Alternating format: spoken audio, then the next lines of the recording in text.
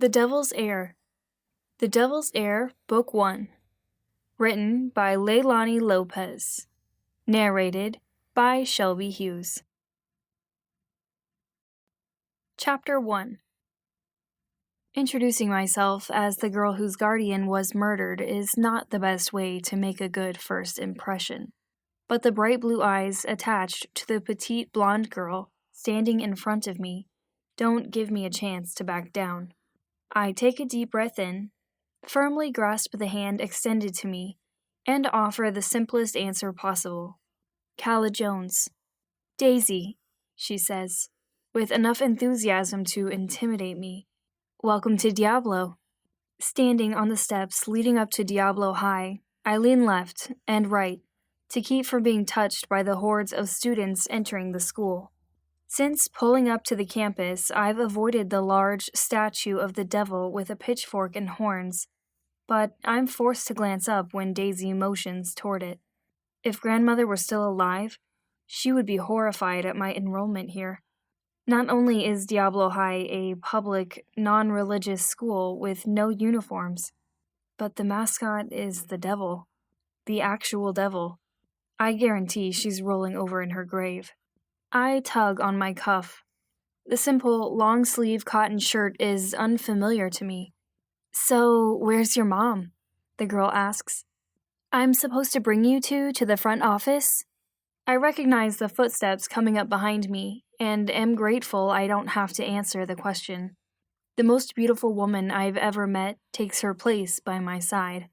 My grandmother never spoke of Polly in my 17 years with her, but my aunt didn't even blink when she rushed into the police station and saw me covered in her own mother's blood. Instead, she became my savior. Wow, Daisy says. You two are identical. I'm taken aback. Yes, we have the same dark hair and the same lifeless eyes, but Aunt Polly radiates beauty. An attribute I've never considered for myself. This is my Aunt Polly, I say, when she doesn't bother to introduce herself. Daisy reaches out to shake my aunt's hand. Daisy Winthrop, great to meet you. Aunt Polly glares at the hand like it's offending her. Daisy and Calla. Cute. I thought the same. Come on, let's get this over with. Aunt Polly's long legs easily step around the girl and I dutifully follow. Wait, I'm supposed to show you. We'll manage. I give Daisy a timid wave and walk behind my aunt. The hallways are identical to those at St. John's Catholic School for girls. Nothing like I'd hoped they'd be. The only stark reminder of my new beginning is the boys lining up against the lockers, chatting with their female classmates. I wasn't allowed to talk to boys. Hey, teenage boy, Aunt Polly snaps to someone. Where's the office? Said guy gawks at my aunt and points a shaking finger down the hall. Around the corner to the left. She stalks onward while I lift a hesitant hand in thanks. The office door is covered with a wild variety of colorful flyers and announcement papers, ranging from tutoring sessions to the upcoming anniversary of Diablo. Aunt Polly pushes the door to the small office, and it parts like the Red Sea for Moses. The elderly woman jumps in her seat. The papers in her hands fly upward, and she struggles to collect them. Oh, I'm so sorry. How may I help you, ladies? Yeah. Aunt Polly moves across the room to lean against the countertop. Listen, I need to enroll my daughter into your school. My spine tenses. I'm no one's daughter anymore. I'm Mrs. Henson, the secretary here at Diablo High. She holds out her hand before gingerly retreating when the gesture isn't reciprocated. Do you have the proper paperwork to get you started? I was told they'd be sent over days ago. You know what? The woman touched a finger to her chin in thought. I do believe some paperwork was sent over for a transfer. Name, please? Calla Jones. Jones. She chants as she shifts through some paperwork in a nearby drawer. She pulls out a file and then slouches in her seat. Oh, honey. We're not here to talk about it, my aunt says. Mrs. Henson shakes her head and places the open file on her desk. Of course, Miss Jones, of course. I promise Calla will have a great time here in Diablo. So, when can she start? She shuffles through the few papers in the file. Seems like we're still waiting for a proper transcript. As soon as that comes in, we'll be able to place Calla in the appropriate classes to ensure that all of her credits transfer. Right, so when will that be exactly? Listen, I was told by the counselors that everything was going to be handled, and I didn't have to worry about anything. The transcript request was already sent, so hopefully in the next day or so. I'll be sure to rush together her schedule, and we'll give you a call as soon as it's ready. Are there any electives that you'd like to enroll in? I'm afraid most of the good ones are filled since the semester started a few weeks ago, but if you're lucky, maybe someone dropped out. I shrink under the weight of the two women staring at me. I don't know. Well, what were you doing at your old school? I'm sure we have something close to it. Aunt Polly intervenes. Art? Track? Dance? Fucking archery? Mrs. Henson's eyebrows rise. I didn't take electives, only the PE requirements. The receptionist gives me a sympathetic smile. Well, I highly recommend art. I find it to be my favorite way of expressing myself. And there's still some room in Art 1. You'll be the only senior, but that's not a problem. Great, thanks. Aunt Polly pivots toward the door. You have our number. Mrs. Henson whispers. God bless you. On my way out, and I wish she didn't. It reminds me of all the times the churchgoers spoke it behind my back in pity, but never bothered to intervene, because they were afraid of my grandmother. I spend the rest of the day unpacking what few things I have in my new bedroom, while Aunt Polly runs to the grocery store to pick up some food for the next couple of days. As I sift through the single bag of clothes I brought, it reminds me how little 17 years means to me. My old school told me what to wear Monday through Friday. The only nice clothes I was allowed were the long skirt and button-up blouse I wore to church every single Sunday. It didn't matter if I'd fallen ill or if I simply didn't feel like going. I never had an option. We sat in the back corner, and my grandmother spoke to no one. All the other families in the church were warm with each other. They'd often ask each other if there was anything they could offer a prayer for. Once, another older woman made the mistake of asking my grandmother the same question. I'll never forget when grandmother told her that she would like the woman to pray for her own safety, should she ever approach us again. No one ever spoke to or prayed for us again, and she attended the same church for over 17 years. If I ever see another plaid skirt, I think I might throw up. Now, the only things hanging in my closet are long-sleeve black shirts and a jacket. The jacket is the only thing that I brought with me from my grandmother's house. The shirts are from my aunt, bought after she realized I had no street clothes to wear. Aunt Polly calls out my name from the kitchen, where she unloads the contents of her trip.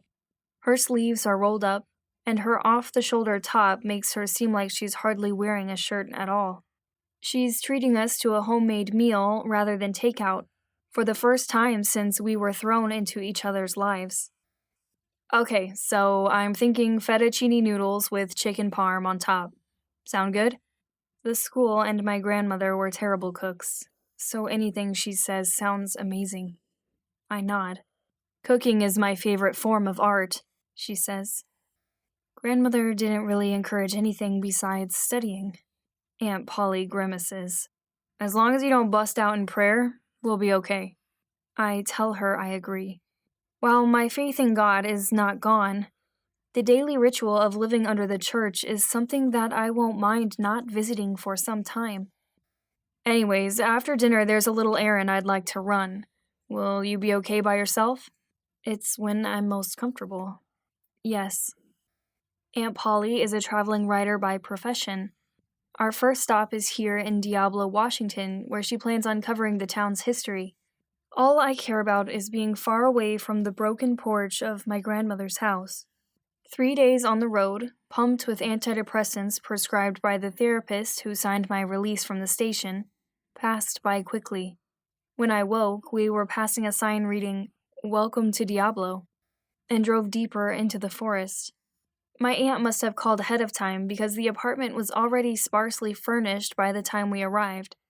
She only left my side when I slept.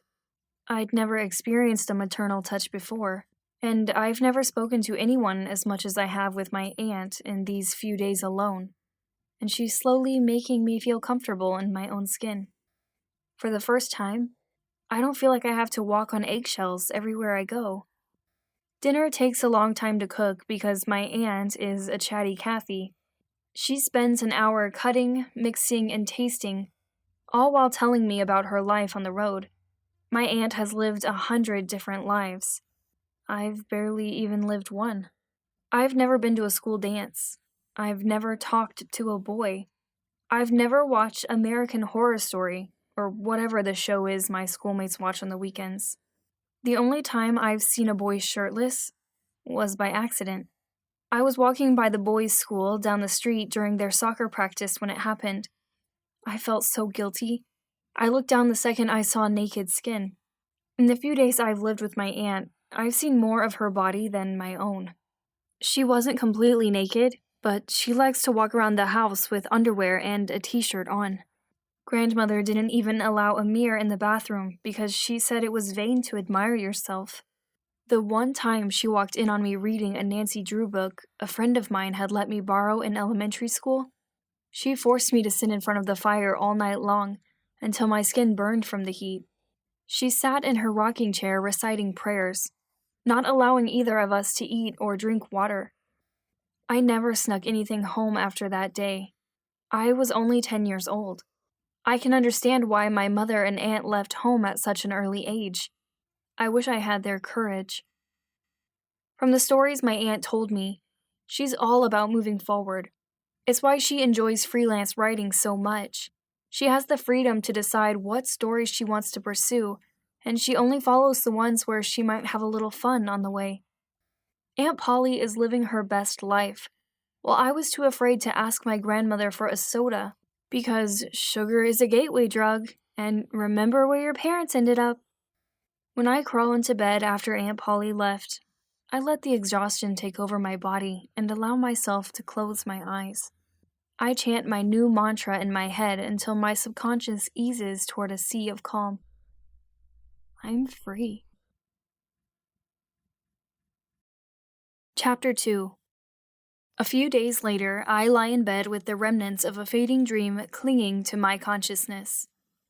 My grandmother knelt on the floor in front of me, her hands shielding her face, a defensive position I used to hold when she loomed over me.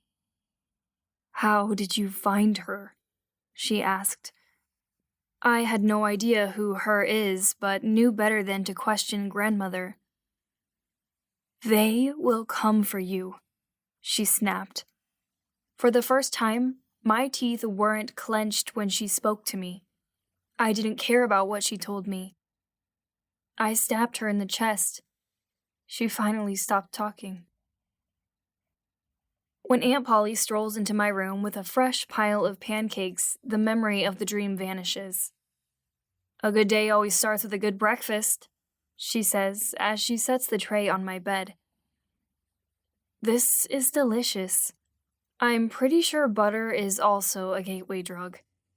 I drag another square over a melted gob. Aunt Polly searches my meager belongings in the closet and picks out something for me to wear. Even though I assure her I'll manage on my own, she brushes the tangles out of my hair for me.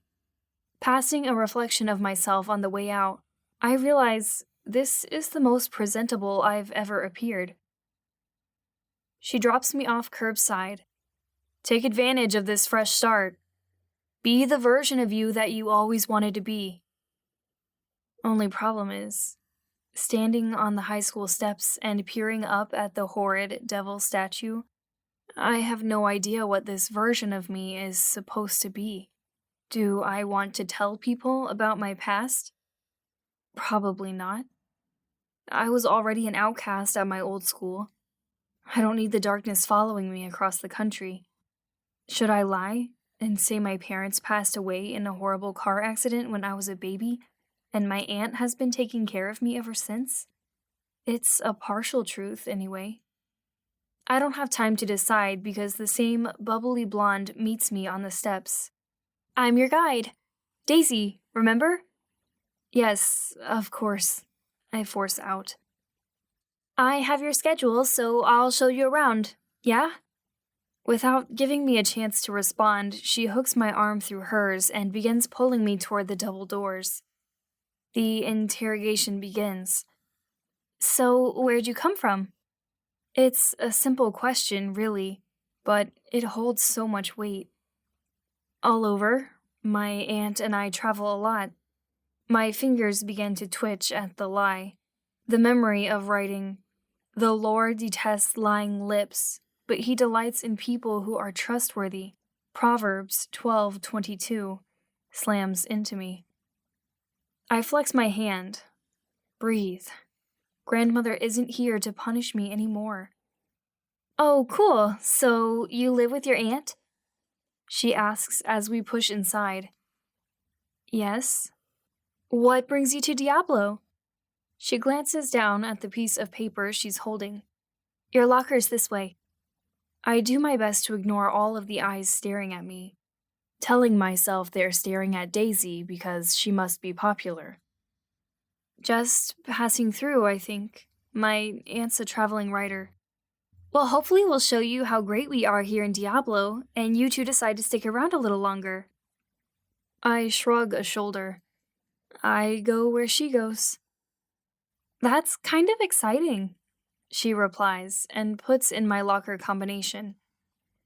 I'm Diablo born and raised, just waiting to graduate so I can get out of here. Don't like the small town life? I hope this comes off as normal conversation. She snorts and peeks over her shoulder at me, her curly blonde hair bouncing. God, no.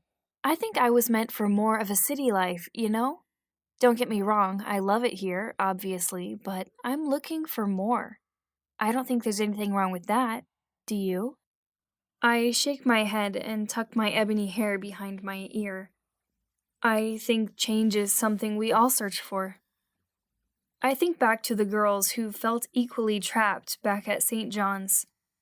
Not the rich girls who were there until they graduated and moved on to some luxurious private university. I'm talking about the girls who were forced there because their parents didn't want their daughters corrupted by a public education. You took the words right out of my mouth, Calla. I can tell you have wanderlust, too. The locker clicks open and she takes a step back for me to examine its empty walls. She isn't wrong, I suppose. But I never realized I'd actually escape, especially via tragedy. Daisy parks her hip against a locker, and I can feel her eyes studying my face. I think we're going to be good friends, Calla Jones. Though we've only met, and I have no idea who this girl is, she seems like my first step into the life Aunt Polly assures me is waiting for me. I hope so. She smiles. Come on, we still have a few minutes before the first bell rings. There's plenty of time for me to show you where your classes are. Throughout the day, she introduces me to practically everyone in the school, and I forget about them the second we walk away. Turns out, introductions aren't necessary because she told everyone about me anyways. In the matter of a couple hours and 3 classes, Daisy manages to tell my story to anyone who will listen. Upon seeing me enter the small cafeteria, Daisy stands up from the bench and waves me over. I hold up a finger, telling her to give me a minute, and stand in line to wait for my lunch. I decide on a peanut butter and jelly sandwich with a carton of milk as the safest option. I fill the remainder of space on the red plastic tray with fruit, and ignore the eyes following my every movement. Calla! Sit! Daisy scoots over on one of the benches surrounding the table, and I take a seat next to her. Guys, this is Calla, the girl I told you about. Calla, this is everybody. There are 3 others at the table with us. A blond boy extends his hand. Hey, I'm Tyler. Daisy's told us a lot about you. I reach forward to shake his hand. His smile only widens when our palms touch. It seems like everybody already knows me at this school. Daisy shrugs innocently. I thought it'd be better to prepare everyone for your arrival so it wouldn't be such a shock when you got here. Don't listen to her. The brunette girl at the table rolls her eyes. Daisy lives for the drama. I'm Becca, by the way. Pleasure. The third person at the table has his arm around Becca, holding her close to his side. Freddie. I return his acknowledgement with a head nod. And these are the only important people you should be worrying about. I clear my throat. Well, at least that makes it easier for me. Everyone at the table laughs, and I can feel my shoulders relaxing. So, what brings you to Diablo, Kala? Tyler asks me after I bite into my sandwich. My response is the rehearsed one I gave to Daisy. He frowns, and a small crease in his forehead appears. So, you're not staying long? To be honest, I'm not sure. She doesn't tell me much about her writing. Isn't that weird? Becca asks. So, you never know when you might be leaving? I consider how much I'm willing to tell them. This is actually new for me. What is? Freddie asks around the straw in his mouth. Living with my aunt. How to fight with your folks? He nods in understanding. I did that once. Lived with my brother for a while.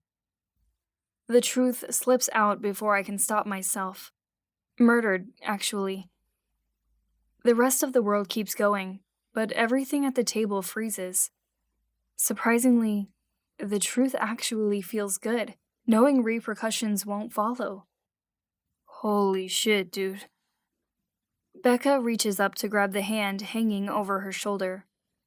Daisy clears her throat and leans over to touch me, but retreats last minute. Now you know everything important about me. Everyone around the table glances at each other from the corner of their eyes, never meeting mine. Tyler licks his lips nervously before glancing up at me. My brother overdosed a few years back. Ty, man, Freddie mutters. No, it's okay. I'm not saying this to get pity. Craziness happens to everyone. It takes me a minute, but I finally smile at him. Bad things happen in the town of Diablo? Who would have guessed? He accepts my wanting to change the subject. Stick around a little longer and you'll see just how crazy we can get. Well, we are home to the devil after all, Becca says. I've heard. She eyes me seriously. Oh, good. So you too are a worshipper of our fallen angel. A laugh catches in my throat. Oh my god, are you guys serious? Grandmother would be so disappointed in me for using the Lord's name in vain. Everyone at the table starts laughing, and finally I follow. You should have seen your face. That's not funny. I run my hand through my hair. Becca shakes her head and her short hair sways with the movement. Nah, we are just playing around. But those stories really are true. People say this is the home of the devil. Did you guys hear someone's moved into Hale Manor? Freddie chimes in. Yeah, Tyler says enthusiastically. Some kids on the soccer team said they saw the house was lit. Daisy grunts. What's the Hale house? I ask. The entire table leans in at the same time. Hale Manor is the reason Diablo is so historical. I frown. I don't understand. Becca leans in with a straight face. Diablo is home to the devil, and he lives in Hale Manor. My throat tightens at her words, and my breath comes out ragged. The actual devil? Daisy snorts. Stop it, you're scaring her. I hold in my breath as much as I can to keep from hyperventilating. 17 years of Sunday school come rushing in, and I feel the phantom heat of the fireplace I knelt all night in front of. Sin requires punishment, and my grandmother always found something to punish me for. It's not real, of course. Just a rumor. Becca rolls her eyes. From where?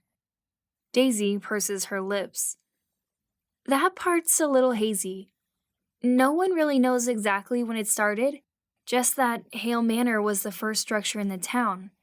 And for some spooky reason, Diablos managed to survive through every natural disaster that's passed through Washington, completely unscathed. I don't understand how that leads to... Becca says, don't forget, for years, kids have tried breaking into the house as a prank and are never seen again.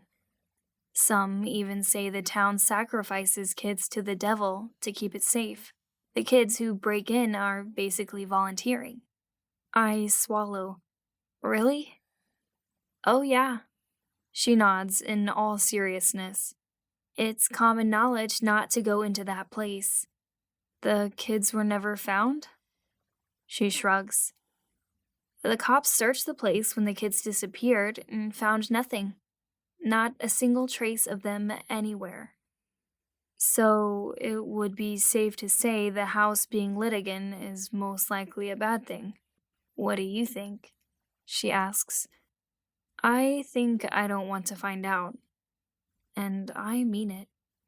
Daisy leans forward and draws the attention of the table. Or maybe this is just what the town needs. The freaking devil making an appearance? Tyler raises a brow. No, she says, as if her statement should have been obvious. Just some fun. Whoever moved into that place has to be all kinds of messed up. What's the worst thing that can happen? We all die, Freddie says. Daisy shrugs, and I'm wary of the twinkle in her eyes. Then I'll see you all in hell, bitches. Becca lifts her cup in a salute.